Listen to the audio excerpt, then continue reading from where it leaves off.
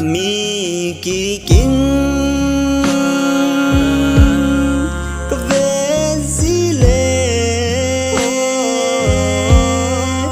nang langai min hi alum zapi ki ba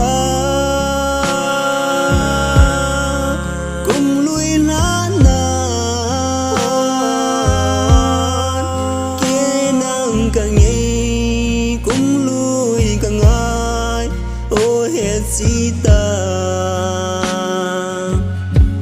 kim kha te chu ki kim ta lo padam bangi alha ngei wi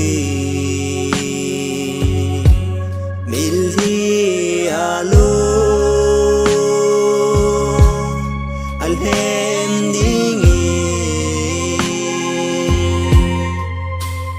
tha kale hin the hulta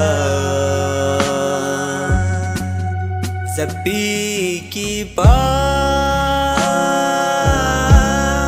ka vezi le kain sung kim lai ka ngai ta pani kho thasina kalem hita mohe kumnui nei dalata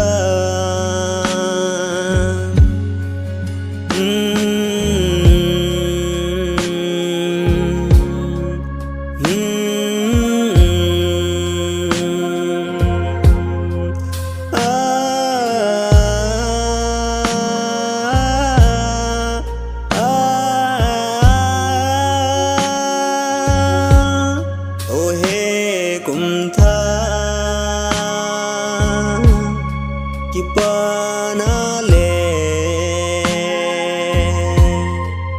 cham het na hin pulut o